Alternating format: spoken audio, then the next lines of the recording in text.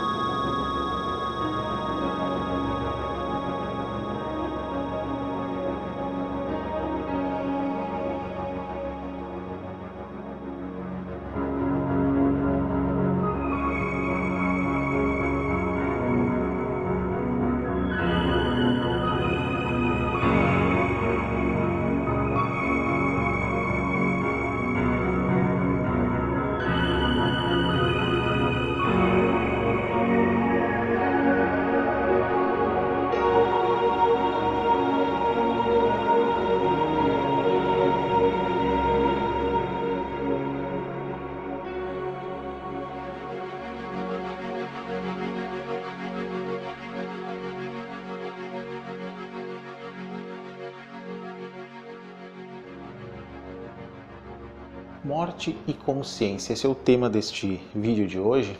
E há horas que eu queria fazer um vídeo sobre o livro tibetano dos mortos, até porque existe toda uma mística em volta deste livro, todo um mistério, digamos assim, desde que ele foi publicado no Ocidente pela primeira vez em 1927. Mas eu diria que parte dessa mística e desse mistério é mais ou menos real, ou pelo menos da mística, né? Porque é uma obra muito profunda e nós vamos falar sobre essa obra e o que ela diz, em linhas gerais, é claro, porque é uma obra muito complexa e muito simbólica. Vocês vão ter que ler o livro, mas aqui posso dar algumas dicas que até favoreça quem vai ler o livro dos mortos em seguida.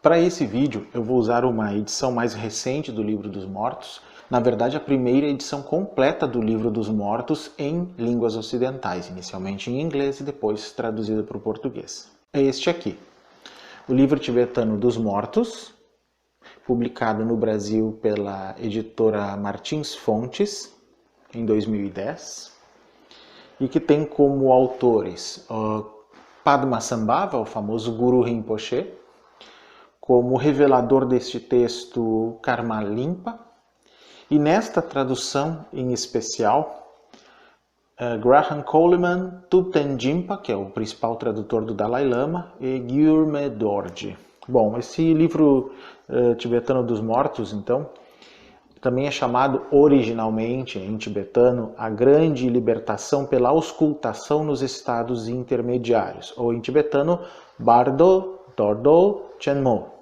que é isso que significa em tibetano. A Grande Libertação pela Auscultação nos Estados Intermediários.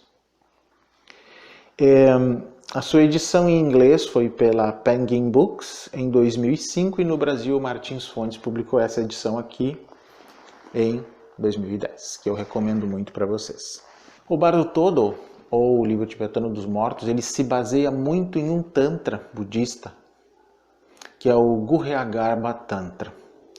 Todo o simbolismo do que o falecido encontra do outro lado quando ele morre, vem deste Tantra, Guhyagarbha Tantra. Porém, a interpretação que é dada no livro dos mortos, nesse texto, para todo o processo que ocorre, é baseada na filosofia do Dzogchen, ou também chamado Dzogchen, que é uma filosofia não dualista dentro do budismo tibetano, especialmente nas escolas mais antigas, no caso a Nyingmapa, e a escola chamada Bonpa, que são as duas escolas mais antigas do budismo tibetano, consideradas as escolas das antigas tradições, né? As escolas Nyingma. Depois dessas antigas traduções existiram as novas traduções, as traduções Sarma, e que são muito diferentes na sua interpretação até desses estados do chamado bardo, que é chamado estado intermediário. Mas antes da gente poder falar disso, eu vou ter que ler algumas introduções para vocês, que estão inclusive nessa edição completa do Livro dos Mortos. Eu começo falando um pouco sobre a definição de eu no budismo, né, em que, pelo menos nas escolas antigas, se acredita que há tanto um eu temporário quanto um eu sutil. Na verdade, o budismo não acredita num eu permanente, como uma alma permanente, mas ele acredita que existe um eu temporário, que é este eu que nós temos enquanto estamos vivos e que é dependente do nosso corpo físico, mas quando nós morremos, se imagina que um eu sutil também existe. Esse eu sutil, ele sobrevive à morte nos estados intermediários antes de um renascimento, numa espécie de corpo mental, em que o ser então não possui partes físicas, né? Mas ele tem pensamento, sensações, lembranças, e ele sente dor, medo, apavoramento. Isso é interessante porque se assemelha um pouco às descrições que a gente encontra modernamente no Espiritismo. Algumas descrições dos processos do falecimento no Espiritismo poderiam ser comparadas, sim, é possível se fazer esse estudo, com algumas descrições do bardo da morte, ou do estado intermediário da morte. Como diz o próprio Dalai Lama em um comentário introdutório que ele fez a essa edição completa do livro tibetano dos mortos, ele diz: a visão budista compreende o eu ou a pessoa como um relacionamento interdependente e dinâmico dos atributos físicos e mentais, isso é, dos componentes psicofísicos que constituem o ser.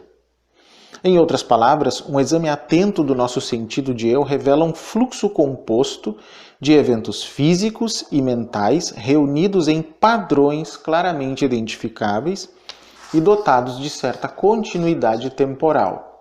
Tais eventos incluem nossos traços físicos, instintos, emoções, atitudes, etc. Ou seja, ele reconhece que um eu ou uma pessoa, eu Atma em sânscrito, pessoa Pudgala em sânscrito, que se usam esses termos no budismo, seria um conjunto de vários fatores, incluindo os biológicos, os psicológicos, os emocionais, hoje diríamos também os sistêmicos, porque a noção de Pratitya Samutpada, que é a co-originação interdependente ou co-emergente, como eu falei em outro vídeo, inclui tudo ao qual nós estamos ligados. Então esse eu seria dependente de todos esses fatores. Por ser dependente de todos esses fatores, quando nós morremos, o corpo se dissolve, então não se pode dizer que este eu continue existindo, que existe uma outra coisa. E mesmo no sistema tibetano se acredita que há então um eu mais sutil do que este que nós temos quando estamos vivos, né, com o corpo físico. E esse já é de uma outra natureza também. Inclusive ele possui algumas habilidades paranormais do outro lado que nós não possuímos em condições normais aqui. Ele consegue atravessar paredes, ele consegue ler o pensamento dos outros, ele consegue ter lembranças das suas vidas passadas até, e do que ele fez nessa vida com muita clareza. Isso também é relatado tanto nos relatos do Espiritismo como da pesquisa da parapsicologia. Continua aqui o Dalai Lama. Além disso, segundo a filosofia Prasangika Madhyamaka, que é a principal escola filosófica do budismo tibetano atual, na verdade é a que acabou ganhando maior proeminência, né? Esse sentido de eu é simplesmente um construto mental, um mero rótulo dado a esse conglomerado de eventos físicos e mentais interdependentes em razão de sua continuidade no tempo. Ora, quando encaramos essa interdependência de componentes físicos e mentais do ponto de vista do Supremo Yoga Tantra, podemos formar dois conceitos do que é uma pessoa. O primeiro se refere à pessoa ou eu temporário, que eu falava antes. Quer dizer, nós, tal como existimos no momento presente. E essa pessoa é rotulada em razão do corpo físico grosseiro e da mente condicionada. Ao mesmo tempo, existe a pessoa ou eu sutil, cuja designação depende do corpo e da mente sutis, como eu falava antes. O corpo e a mente sutis são entendidos como uma única entidade com dois aspectos ou facetas. O aspecto que tem a qualidade de consciência pura, que é capaz de refletir e tem a potência de cognição, é a mente sutil. A mesma entidade tem uma energia, uma força que direciona a mente para seu objeto. Essa energia é o corpo sutil ou vento sutil. No Supremo Yoga Tantra, a unidade indivisível desses dois aspectos é considerada a natureza suprema da pessoa e identificada com a natureza búdica, a natureza essencial ou verdadeira da mente. Então veja que É uma outra visão que se tem do eu, muito diferente do que nós estamos acostumados na espiritualidade ocidental. Na visão budista, há no domínio da consciência uma continuidade causal análoga entre os eventos passados, presentes e futuros. Interessante que, já que a gente está falando do processo da morte, quando nós então renascemos, segundo essa visão budista, bem antiga já é assim, nós podemos renascer em 3 domínios diferentes. O chamado domínio da forma, o domínio da não forma ou o domínio do desejo. Esse domínio do desejo é de onde faz parte o reino humano. Ele é um dos 6 reinos do domínio do desejo. E o Dalai Lama dá uma explicação bem tradicional, bem clara sobre esses domínios e esses 6 reinos. Ele diz o seguinte: os domínios da forma e da não forma são frutos de estados sutis de consciência, que se alcançam pela realização de determinadas concentrações meditativas. Ou seja, só com concentrações, com prática espiritual e meditativa durante a vida, é possível que alguém consiga renascer nesses níveis mais elevados do que o nosso, que são os reinos da forma ou da não forma. Nosso domínio, o domínio do desejo, é o mais grosseiro dos 3. 6 classes de seres habitam o domínio do desejo, ou seja, os chamados 6 reinos que se fala muito. Seriam o seguinte: os deuses, que são seres celestiais mundanos, cujo estado mental predominante é a exaltação ou soberba. Deuses aqui refere-se ao termo sânscrito deva. Nesse sentido, não são deuses no sentido do teísmo, não tem nada de supremo, são uma categoria de seres que tem o nome de deva, que é uma palavra cuja etimologia tem a ver com luminosidade, com seu caráter mais celeste, mais divino. Não tem a ver com divindades supremas. É um outro tipo de ser, uma categoria que nós não entendemos no Ocidente, que talvez pudesse se aproximar mais, seria a noção de anjos. O segundo reino de existência no domínio do desejo seria então os chamados titãs, que em sânscrito são os asuras, que são predominantemente agressivos e invejosos. Então, um reino um pouco abaixo do reino dos devas e que estão sempre em luta com o reino dos devas por serem muito invejosos, segundo diz a mitologia antiga. O terceiro reino dos 6, então, é o dos seres humanos, que são influenciados por todos os 5 estados mentais dissonantes. Depois abaixo, o reino dos animais, que estão sob o jugo da ilusão. Os espíritos famintos, também chamados às vezes de fantasmas famintos ou preta, que são dominados pelo apego e pelos desejos insaciáveis. E por fim os seres infernais, chamados narakas, que estão sepultados em ódio, ira e medo. Interessante a gente dizer que esses seres infernais, ou seres dos infernos, essa noção de inferno que se usa nas traduções, acho meio inadequada, até porque se refere muito à questão judaico-cristã. Os infernos budistas, eles são inúmeros, mas eles têm uma característica: não são eternos, não são uma condenação vinda de uma divindade. Se passa neles por um tempo, ou por muito tempo, dependendo da condição. Digamos, se esgota um karma nesses reinos infernais e então se pode ascender a outros reinos. Eu faço uma comparação com a noção kardecista de umbral, em que também os espíritos passam um tempo no umbral, dependendo do seu apego ao mundo ou das suas atitudes em vida, mas eles não ficam eternamente ali. Eles saem desse umbral num dado momento. Até o catolicismo teve, né, a sua versão disso, de uma espécie de lugar para penalidades não eternas, temporárias, né, que seria chamado limbo, mas que já nem se acredita mais nele. Né? Continua o Dalai Lama: na literatura do Supremo Yoga Tantra, os 3 domínios de existência condicionada são descritos como diferentes expressões ou estados de energia. E como eu disse, nossa ignorância fundamental é a raiz da existência condicionada, sendo a energia kármica a sua força motriz. Segundo a visão budista, portanto, é a natureza de nossas tendências habituais dirigidas pelas leis naturais de causa e efeito que gera nossa existência futura. Então, por fim, quando refletimos sobre as inter-relações entre a mente, o corpo e o ambiente no nível sutil, concluímos que as coisas materiais são compostas de células, átomos e partículas e que a consciência é composta de momentos. Interessante que se pode perguntar, mas você acredita, e me perguntam muito, que os 6 reinos de existência são simbólicos, né? São arquetípicos ou são reais? Bom, o reino dos animais e o reino humano nós conseguimos ver, né? Nós percebemos. Agora, os outros 4 reinos, na minha opinião e de muitos outros, são não só simbólicos, e acredito nesse aspecto simbólico, como na verdade são uma referência, que eu até já falei em outro vídeo, a inúmeros estados possíveis de consciência que se pode adquirir entre uma vida e outra. Tudo foi mais ou menos resumido nesses 6 reinos de consciência, mas seriam muitos outros as possibilidades. Então, não necessariamente que nós vamos renascer como um gato, ou como um cachorro, ou alguma coisa assim. Não necessariamente, porque também tem muitos que não acreditam que isso seja possível. Mas independente dessa questão, o que o budismo quer dizer é que a consciência ela acaba adquirindo experiência em vários estados diferentes. E ela é feita, como eu disse aqui no último trecho, Dalai Lama, de momentos de percepção. Então, continuando o Dalai Lama, na literatura do Supremo Yoga Tantra, os 3 domínios da existência condicionada em que um ser humano pode renascer são descritos como diferentes expressões ou modalidades de energia, ou a palavra energia em tibetano, lung. Afirma-se ainda que nossa ignorância fundamental é a raiz da existência condicionada e que a energia kármica é sua força motriz. Também a morte, o estado intermediário e o renascimento não são senão diferentes modalidades de energia kármica.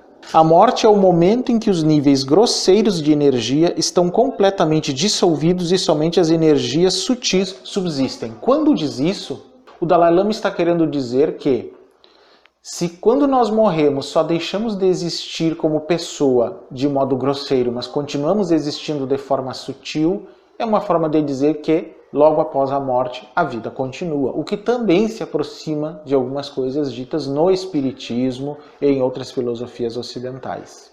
Como continua o Dalai Lama, o estágio em que essas energias sutis se desdobram numa forma mais manifesta é o estado intermediário.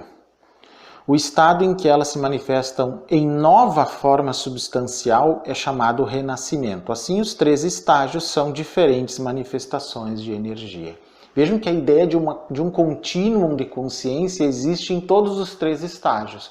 No estágio em que nós estamos aqui com um corpo físico, no estado em que nós estamos com um corpo mental, que é esse corpo sutil que ele fala no bardo intermediário, né, que fica entre uma vida e a outra, e aquele estado em que nós temos um novo corpo. Não é uma personalidade que passa de uma vida a outra. A personalidade é dependente do corpo, então a personalidade de uma outra vida não é a mesma desta. É a continuidade da consciência, há um contínuo mental ligado de uma vida a outra. E nesse contínuo também está conectado o karma, as tendências habituais conectadas nessa consciência. Continua ele, a morte é o momento em que os campos físico e mental se dissolvem em esplendor interno e em que a consciência e a energia existem em seu nível mais sutil e não dual, como no sono profundo. Veja só, em que a consciência e a energia, que é o que permite que ela se movimente, existem em um nível mais sutil e também chamado não dual, ou seja, não dependente da dualidade, não dependente do conceito, não dependente da nossa visão racional das coisas e, o que mais isso quer dizer é, não dependente da relação sujeito-objeto. Mas falando mais sobre esse esplendor interno que ele diz, nada mais é do que a chamada clara luz. E ele fala alguma coisa sobre isso também no seu comentário introdutório. Tanto nas escolas da nova tradução quanto na escola da antiga tradução, a realização do esplendor interno, ou desta clara luz que eu falei, o ponto no qual todas as nossas energias e consciências grosseiras foram dissolvidas é o objetivo primário. É a essência das práticas da grande perfeição, ou Dzogchen, da tradição Nyingma, das práticas da união de vacuidade e luminosidade baseada na identidade de Samsara e Nirvana, da tradição Sakya, das práticas do grande selo, ou Mahamudra, da tradição Kagyu, e das práticas da indissolúvel união de gozo e vacuidade, da tradição Gelupa. Quando, porém, falamos de esplendor interno, é importante ter em mente que existem diferentes níveis em que ele pode ser experimentado e que, além disso, há uma importante diferença entre a perspectiva do Dzogchen sobre o esplendor interno, e as das escolas da Nova Tradução, na qual inclui-se a Gelupa, que é a escola do Dalai Lama. Assim como a experiência da vacuidade, a experiência do esplendor interno pode ser de vários tipos diferentes. A experiência de esplendor interno descrita nas escolas da Nova Tradução somente se efetiva depois da dissolução de todos os níveis grosseiros de elaboração conceptual. Ou seja, só seria possível depois disso, depois da morte e depois dessa dissolução, né, mesmo que fosse em vida. Contudo, a perspectiva do Dzogchen afirma que assim como a semente de gergelim está permeada de óleo, todos os estados de percepção ou consciência estão permeados pelo esplendor interno, por essa clara luz. Por isso existem no Dzogchen refinadas instruções que permitem o reconhecimento do esplendor interno mesmo quando os níveis grosseiros de atividade sensorial ainda estão ativos, numa pessoa quase que comum, digamos assim. É nesse ponto que chegamos à importante distinção feita nos ensinamentos de Dzogchen entre os termos tibetanos Sem e Rigpa. Nossa mente comum, chamada Sem em tibetano, que corresponde a Manas em sânscrito, é a consciência grosseira e dualista, Nanshe em tibetano. Enquanto a consciência pura, Rigpa, que traduz o sânscrito Vidya, é livre das percepções dualistas de sujeito e objeto. Segundo as práticas dos ensinamentos do Dzogchen, da escola Nyingma, o discípulo é diretamente introduzido por um mestre espiritual autêntico à verdadeira natureza da sua própria mente como consciência pura. Esse é o foco do aspecto vencendo a resistência, em tibetano Te Chur, do caminho Dzogchen, que é complementado pelas práticas da realização transcendente, ou em tibetano Togao, que por sua vez enfocam a estimulação e o reconhecimento dos esplendores da cognição pura. Independentemente das diferenças de perspectiva e de práticas, entretanto, uma experiência autêntica do esplendor interno é a realização da natureza fundamental e pura da nossa consciência, que é a união indissolúvel da vacuidade e luminosidade, que é o ponto de consenso entre as escolas antigas e as escolas modernas do Vajrayana ou budismo tibetano. De qualquer forma, devemos entender que se esse esplendor interno ou Klara-Nuss é algo natural, que está acessível a todos, porque todos fazemos parte disso, óbvio que seria possível alguém que nem sequer é budista atingir esse estado? Sim. Numa perspectiva de um não dualismo, digamos, universal, né, que também pode ser encontrado, por exemplo, no taoísmo, no sufismo e em outras escolas não dualistas no mundo, e algumas escolas modernas, inclusive, pessoas que não são budistas podem sim atingir este mesmo estado. Pretender que apenas pessoas budistas possam atingir esse estado, apenas pessoas que praticam o Dzogchen no formato Vajrayana e pessoas que tenham um mestre Vajrayana, seria cair no lugar comum do pretender ser o dono da verdade, ter a verdade completa apenas e considerar que os outros não a tenham. Eu, há muitos anos, obviamente, que evito esse tipo de posicionamento. Mesmo sendo um praticante do budismo Vajrayana, do Dzogchen, mas também tenho buscado isso em outras fontes não dualistas. Tanto que, aqui já aproveito para falar para vocês que estou escrevendo uma obra exatamente sobre isso, sobre todos esses não dualismos, tanto teórica quanto prática, né? E ali vai ser possível deixar mais claro essa questão de uma universalidade do não dualismo na espiritualidade humana. Mas quando ele fala em vacuidade e luminosidade, que são coisas que se conectam, né, quando se atinge esse estado mais elevado, a vacuidade é o seguinte: nada do que nós vemos é como é e não existe do seu próprio lado. Sempre é de modo relacional, de modo referencial. Tudo. Um celular, esta câmera que está na minha frente, eu, vocês e a mente também. Ela é meramente relacional. As coisas estão relacionadas entre si e daí elas emerge uma consciência, uma sabedoria e um conhecimento a partir daí. Mas falando mais sobre essa vacuidade, né, essa questão, o Dalai Lama diz o seguinte no seu comentário inicial. Este conceito da vacuidade como natureza suprema da realidade é uma das áreas em que a convergência entre a compreensão budista sobre a natureza suprema da existência e a perspectiva científica contemporânea. Essa convergência está ligada à impossibilidade de encontrar as entidades finais quando se as busca pela análise. Na ciência moderna, os métodos analíticos são aplicados principalmente para investigar a natureza das entidades materiais. Assim, a natureza suprema da matéria é buscada por um processo redutivo e o mundo macroscópico é reduzido ao mundo microscópico das partículas. No entanto, quando a natureza dessas mesmas partículas é examinada mais a fundo, percebemos que sua própria existência como objeto é questionável. Essa interface entre a insubstancialidade e os fenômenos é um dos focos fundamentais da análise filosófica budista e da análise experimental que se opera por meio da meditação sobre a natureza da mente. Como já está se tornando conhecido na comunidade científica contemporânea, uma compreensão sutil da natureza do surgimento e dissolução dos pensamentos individuais e dos ciclos de existência está no próprio âmago da literatura e da prática budistas. E aqui ele mostra então como que a ciência moderna, ou até a física quântica, poderiam ter proximidade com o budismo na compreensão de que tudo se dissolve quando nós analisamos os objetos, mesmo cientificamente, à exaustão. Mas o que é, no final da história, esse livro dos mortos? Bom, a primeira edição, que é de 1927, foi feita pelo Lama Kasidawa Samdup e o Evans Wentz. Apenas 3 capítulos do texto original, chamado A Grande Libertação pela Auscultação nos Estados Intermediários, foi publicado naquela edição, que no Brasil foi publicado pela editora Pensamento, Cultrix, e teve outras edições também. Mas ali só 3 capítulos estão traduzidos. Agora, nessa edição aqui, patrocinada de certa forma pelo Dalai Lama, está o texto completo. Mesmo assim, aqueles 3 capítulos impressionaram muito nada mais, nada menos do que Carl Gustav Jung, naquela mesma década de 20 que o livro foi lançado.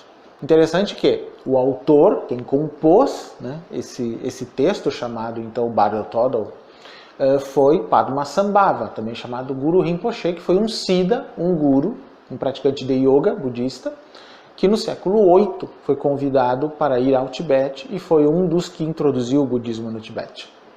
Depois, esse texto teria sido escondido para que fosse encontrado num momento mais propício e foi encontrado por um tertom, ou seja, um descobridor de tesouros budistas e textos budistas, ou tesouros do Dharma, como se diz, chamado Karma Limpa, no século XIV, que então foi quem deu conhecimento desse texto e publicou esse texto na época, né? E sobre o que o texto em si fala? Ele fala sobre os 6 bardos. Como assim 6 bardos? 6 estados intermediários em que nós existimos. Esses 6 bardos, eles seriam o seguinte: o bardo da vida, que corresponde ao estado de vigília também, em que nós estamos agora. O chamado bardo do sonho, que é uma outra experiência de consciência que nós temos, né? Muito diferente a experiência de consciência em estado de vigília e em estado de sono, né? O terceiro bardo seria o da concentração meditativa, porque é uma terceira forma diferente de manifestação da consciência. Qualquer pessoa que já tenha meditado consegue perceber a diferença entre estar acordado, estar dormindo e estar meditando. São 3 estados de consciência diferentes. Bom, mas esses 3 estados não se referem à morte. O que nos interessa quando se fala do bardo todo são os outros 3 estados, que são o bardo do momento da morte, que são aqueles primeiros dias após o processo físico da morte, em que há um desprendimento aos poucos do falecido, algo que também é apresentado dentro do Espiritismo. O bardo da realidade, que são após alguns dias, né, depois desse desenlace, essa consciência então adquire um corpo mental e então vai vagando por esse bardo da realidade, tendo suas experiências da vida passada, dos seus karmas, dos seus medos, tudo se manifesta naquele momento. Aquelas experiências de lembrar tudo o que fez e se arrepender, vem nesse bardo da realidade, nesse período. E então, o último bardo, o 6º, é o bardo do renascimento, em que então, aquele ser, não tendo conseguido atingir a iluminação, ele renasce. Num dos 6 reinos do domínio do desejo, ou, se ele tiver muita condição espiritual, ou no reino da não-forma, ou no reino da forma. Dando detalhes mais técnicos até sobre esses 6, uma nota aqui no próprio texto do Bardo Todo diz o seguinte: esses 6 estados ou categorias, né, de estados intermediários seriam, então, o estado intermediário dos viventes ou existência natural, chamado Ranjinkeneki-Bardo. O estado intermediário dos sonhos, Milan-Bardo. O estado intermediário de estabilidade meditativa, Tinedzin-Santangi-Bardo. O estado intermediário do momento da morte, Chikai-Bardo. O estado intermediário de realidade, Choni-Bardo. E o estado intermediário de renascimento consequente, chamado Junsipai-Bardo. São esses, então, os 6 estados na versão tibetana. E no glossário do próprio Bardo Thodol, nessa edição mais recente, se explica um pouco mais sobre esses estados que a gente encontra, né, depois da morte. O uso original desse termo, né, estado intermediário, Bardo, que corresponde ao sânscrito Antarabhava, é um termo da literatura clássica do Abhidharma budista, indica que ele se referia exclusivamente ao período compreendido entre a hora da morte e o renascimento. Para as escolas Nyingma e Kagyu, no entanto, o termo estado intermediário se refere aos estágios fundamentais da vida e da morte, que são, então, esses estados que eu falei. O estado intermediário da vida, que é o Ranjin-Bardo, o intermediário de concentração meditativa, o Santen-Bardo, o estado intermediário dos sonhos, Milan-Bardo, o intermediário do momento da morte, o Chikai-Bardo, o intermediário da realidade, o Choni-Bardo, e o estado intermediário de renascimento, o Sipai-Bardo. Em cada uma dessas fases, a experiência consciente do ser senciente tem qualidades próprias e existem técnicas de meditação específicas que correspondem a cada uma dessas qualidades para conduzir o ser à realização da natureza suprema da mente e dos fenômenos. Aliás, técnicas que são citadas nesta obra, inclusive. Então, falando um pouquinho mais sobre cada um destes 6, para resumir para vocês o que, na verdade, está num livro de mais de 400 páginas, quase 500. O estado intermediário da vida. O estado intermediário da vida ou do viver tem seu início no momento do nascimento e dura até o momento da morte. Ao receber uma forma humana preciosa, dotada de capacidade de compreender nossa verdadeira condição, cada ente humano recebe também a oportunidade de adotar uma forma de vida adequada e se dedicar às práticas que conduzem ao estado búdico. Dos 6 reinos, né, de existência que eu falei, dos infernos, dos fantasmas famintos, animais, humano, o reino dos asuras ou titãs e o reino dos deuses, o reino mais adequado, segundo a tradição budista, é o reino humano, porque ele tem tanto os sofrimentos dos reinos inferiores ao humano, como também as facilidades, as benesses e os prazeres dos reinos mais elevados. É tudo misturado no reino humano e por isso ele seria, digamos assim, o desafio ideal para que se atinja o despertar espiritual. O segundo bardo, ou estado intermediário, então, é o dos sonhos. E se diz o seguinte aqui no glossário. O estado intermediário dos sonhos começa no momento em que adormecemos e termina quando despertamos. Significa, então, que todas as noites nós entramos nesse segundo tipo de estado intermediário. De certa forma, quer dizer também que durante a nossa vida nós mesclamos, né, nós alternamos entre o bardo da vida e o bardo dos sonhos. O bardo da vida e o bardo dos sonhos. É como se nós vivêssemos os dois, né, enquanto estamos vivos. Esse estado intermediário oferece ao praticante a oportunidade de reconhecer a semelhança entre a natureza ilusória dos sonhos e a natureza do estado de vigília. Sim, porque existe uma prática chamada Yoga dos Sonhos no budismo tibetano, que nos ensina não só a prática meditativa quando estamos acordados, sentados, posição de meditação, mas inclusive quando estamos dormindo, o que é uma coisa muito interessante e funciona para quem tem o treinamento para isso. Essa prática é cultivada no contexto do chamado yoga onírico, no qual o yogin desenvolve a capacidade de manter a consciência da natureza suprema da mente e dos fenômenos tanto no sono profundo quanto nos sonhos. Aí o terceiro estado intermediário é o da concentração meditativa, ou seja, da meditação mesmo. O estado intermediário da concentração meditativa, no qual se entra durante o estado de vigília, né, oferece ao praticante a oportunidade de cultivar a serenidade meditativa, samadhita, e por meio dela estabilizar os estágios de geração e de perfeição da meditação. Isso, por sua vez, aprofunda uma consciência contínua da natureza suprema da mente e dos fenômenos nas atividades extrameditativas e prepara o praticante para o estado intermediário no momento do momento da morte, ou seja, dentro do Vajrayana, pelo menos, do budismo tibetano, um dos principais objetivos da meditação, além de ser atingir a iluminação, obviamente, como ela é mais difícil muitas vezes, se atingir uma consciência maior no momento da morte, para que a gente continue as práticas no momento da morte, não seja levado de roldão pelas aparências ilusórias que surgem e que são produto do nosso karma na hora e que nos amedrontam, que é o que aconteceria também no caso da noção de umbral dentro do espiritismo, são todos projeções mentais, e tendo consciência de que isso não é real, pudéssemos então ou nos iluminar, ou nos elevar a níveis superiores de existência do reino do desejo, ou até do reino da forma ou da não forma, se a gente não consegue se iluminar. Esse seria o objetivo em si da meditação.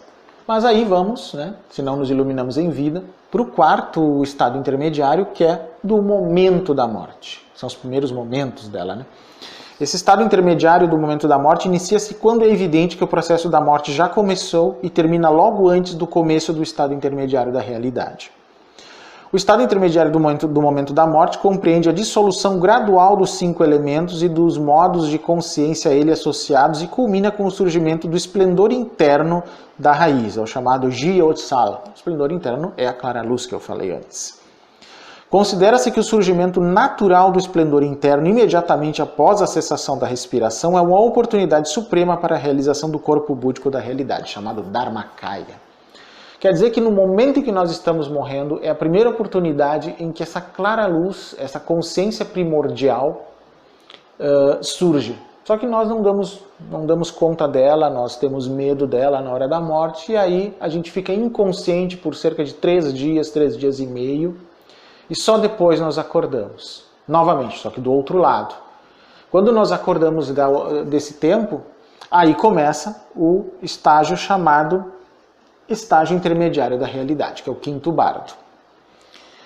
O estado intermediário de verdadeira realidade se dá depois do estado intermediário do momento da morte e antes do estado intermediário do renascimento. Nesse estado, com base nas práticas realizadas durante a vida, surge a oportunidade de reconhecer a pureza natural e as qualidades de transformação natural da natureza suprema da mente na forma de luzes, raios, sons e divindades de meditação. Então, nesse período, comparando com a visão ocidental da morte, é quando então nós temos esse corpo mental que eu falei antes, que nós vemos que não há um corpo físico, podemos nos mover onde quisermos, podemos ler a mente das pessoas, podemos lembrar dos nossos atos passados, mas mesmo assim existe medo, existe sofrimento, começamos a ter imagens projetadas na nossa mente de coisas que vêm pelo nosso karma, que pode aparecer na forma de monstros, de fantasmas, e de tudo aquilo que inclusive aparece muito no imaginário popular sobre filmes de terror, sobre mortes, sobre fantasmas, que vem provavelmente dessas lembranças que nós temos de outras vidas em que passamos por esses estados. E aí, se não conseguimos nos iluminar, vem o sexto e último bardo, que é o do renascimento. O estado intermediário de renascimento começa quando a consciência se manifesta na forma de um corpo mental condicionado pela herança individual de ações passadas. Isso se dá logo depois do estado intermediário de realidade. No estado intermediário de renascimento, o ente percebe tanto o lugar onde morreu, quanto o desdobrar de estados de experiência derivados do impulso de suas ações passadas. Se o ente não alcança aí a libertação da existência cíclica, o estado intermediário de renascimento termina no momento de uma nova concepção, ou seja, aí o ser vai renascer. Uma vez que as qualidades perceptivas da consciência se intensificam nesse período, os diversos estágios nodais desse estado oferecem a possibilidade de se alcançar a libertação ou pelo menos um renascimento favorável, como eu falei, se não for possível, uma iluminação. Mas por que morremos? O próprio Bardo Todol dá uma explicação aqui. Há 2 condições primárias responsáveis pela morte dos seres humanos. Primeiro, a morte prematura e segundo, a morte devido ao esgotamento natural da duração de vida. Os sinais ou sintomas de morte prematura podem ser tratados por meio da purificação ritual, como recomenda o texto, ou por meios médios.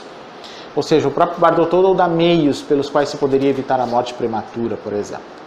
Como diz aqui, a morte prematura ou repentina pode ser evitada pela bem-sucedida aplicação do chamado ritual de enganar a morte, que são vários rituais de origem xamânica, inclusive, que o budismo tibetano herdou provavelmente do bonismo, ou a antiga religião Bon, a visão xamânica do bom, que não é igual ao bom do Dzogchen. São dois tipos diferentes de religião bom. Mas a morte devido ao esgotamento natural da duração da vida é como o apagar de uma lamparina de manteiga, de modo que não há meio de evitá-la pelo ritual de enganar. Assim, se surgirem seus sinais, deves preparar-te para a partida. E aí que os textos do Bardo Todl são lidos para o morto, ali diante do féretro, né, diante do corpo dele. Um lama, ou não só um lama, pode ser uma pessoa, se não houver um lama por perto que conheça o texto ou que possa ler, vai ler determinadas partes do texto ao longo de 49 dias, que é o período, mais ou menos, que se imagina no budismo tibetano, que leva entre o momento da morte e a definição de um renascimento. Se diz que esse número não é fixo, ele pode até ser simbólico, inclusive, porque nós não podemos garantir que tudo leva 49 dias. Se a gente for se basear no Espiritismo, por exemplo, parece que demora muito mais tempo, mas isso é muito especulativo, na verdade, né? Mas, de qualquer forma, dura 49 dias todo o processo de leitura dos textos do Bardo Todl ou das práticas de transferência de consciência deste ser, dessa consciência sutil, para ou a iluminação, se ela tiver condições, ou para estados mais elevados de renascimento, de existência, por exemplo. O reino dos deuses, o reino da não-forma, reinos da forma, reinos mais elevados, basicamente. Interessante que nesse período em que o morto está nesses 49 dias, ele tem algumas capacidades supranormais, digamos assim, como diz o próprio texto aqui do Bardo Todl. A consciência no estado intermediário é dotada de uma capacidade cognitiva supranormal, ainda que imperfeita. Assim, o falecido escuta tudo o que lhe é dito, o que é atestado também dentro do espiritismo e da canalização, essa definição de que o falecido consegue perceber tudo o que lhe é dito. Segundo, mesmo que o falecido tenha sido surdo ou cego em sua existência no mundo humano, agora, no estado intermediário, todas as faculdades sensoriais são íntegras e, consequentemente, tudo o que é dito é apreendido. Por isso que vale a pena ler mesmo para um cego ou para um surdo que tenha falecido o Bardo Todl. Terceiro, como o falecido é continuamente assoberbado pelo medo e pelo terror, ele está firmemente concentrado no que deve fazer. Portanto, escutará atentamente tudo o que lhe for dito. E quarto, como a consciência não tem mais um suporte físico, ela é fácil de conduzir e penetra a essência de tudo em que se concentra. Além disso, como o poder de retenção no estado intermediário é muito mais claro, mesmo os de mente fraca terão uma percepção lúcida em virtude de suas ações passadas. Logo, terão os dons de saber meditar no que é ensinado e de assimilar os pontos da instrução. São basicamente coisas que são comuns à cultura tibetana. Eles estão acostumados com a leitura dessas instruções, né, durante os funerais. Nós aqui não, mas eles sim. Interessante que há quase 8 anos atrás, quando faleceu meu irmão, que era um ano mais novo que eu, e não tendo naquele momento em que ele estava sendo velado nenhum padre e nenhum pastor para fazer digamos, o encomendamento do corpo, porque a minha mãe é evangélica, meu pai é católico, e nenhum deles chamou, incrivelmente, né? Nenhum padre, nenhum pastor, eu pedi permissão à minha família para que eu encomendasse o corpo. Foi a primeira vez que eu fiz um encomendamento budista, em que a gente então faz algumas orações, né, de acordo com a tradição que se pertence, no meu caso a Ninmapa, para transferência de consciência, naquele momento diante do corpo. O mais interessante, quando se fala que o falecido percebe tudo o que lhe acontece à volta, ouve tudo, havia um parente que ali estava que não gostava do meu irmão, até havia agido de um modo muito indigno em relação a ele quando ele estava em coma no hospital, porque ele faleceu pelas consequências de um incêndio em que teve 80% do corpo queimado e depois de 5 dias em coma ele faleceu. E esse parente teve uma atitude inadequada em relação a ele enquanto ele estava no hospital.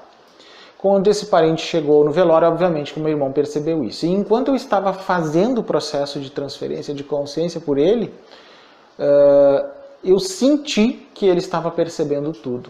E pude, naquele momento, sentir, inclusive, a revolta dele com relação àquele parente, com uma nitidez tão clara, porque eu estava em processo meditativo para fazer aquela prática de transferência de consciência por ele, que eu fui obrigado a pedir que aquele parente se retirasse do velório, para que aquilo não prejudicasse mais a consciência sutil do meu irmão que estava naquele momento sofrendo muito. Então ali naquela experiência de 8 anos atrás eu pude ter, digamos, uma noção do que está escrito no Bardo Todo e do que é essa consciência sutil que alguém que falece adquire imediatamente, né, quando sai do seu corpo, quando deixa o seu corpo, quando começa realmente o processo de morte. Isso foi só uma introdução a um processo que é muito mais complexo. Na verdade, eu tentei resumir da melhor forma possível ensinamentos de um grande ciclo que é o Bardo Todo. E mesmo vocês lendo esse livro, então, que nós vimos essa nova tradução, né, essa tradução completa do Bardo Todo, o livro tibetano dos mortos, aqui foi pela editora Martins Fontes no Brasil em 2010, isso não esgota o assunto, nem mesmo vocês lendo, porque ele precisa de muitas notas de rodapé, como tem, e um grande glossário para se começar a entender. Mesmo para quem já é praticante do budismo tibetano, especialmente a linhagem Nyingmapa, ainda tem muitos pontos obscuros no livro. Então eu digo assim, foi uma audácia minha colocar num vídeo de praticamente 40 e poucos minutos, um resumo, digamos assim, de tudo que é ensinado no Bardo Todo, no livro tibetano dos mortos, sobre o processo da morte e o que acontece até o nosso renascimento. Mas espero que tenham gostado. Se tiverem dúvidas, podem me perguntar, obviamente. Se gostaram desse vídeo, podem curtir, compartilhar com seus amigos. Não se esqueçam também de se inscrever no canal, que, aliás, agradeço vocês que está crescendo a cada dia. Mais pessoas estão se inscrevendo e interagindo comigo pelas redes sociais. E na próxima semana eu volto aqui com um tema muito interessante para vocês. Muito obrigado pela atenção de vocês.